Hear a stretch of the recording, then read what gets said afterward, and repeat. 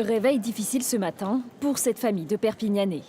Après une nuit d'hôtel forcé à Montpellier, ils attendent désormais à la gare leur train pour Paris.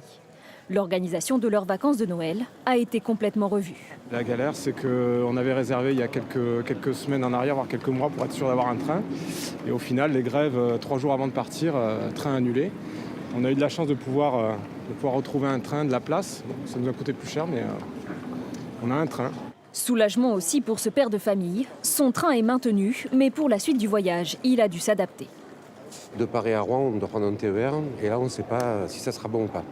Donc si c'est pas bon, à ce moment-là, j'appelle ma sœur à Rouen qui viendra nous chercher en voiture. Mais voilà, écoutez, c'est la vie.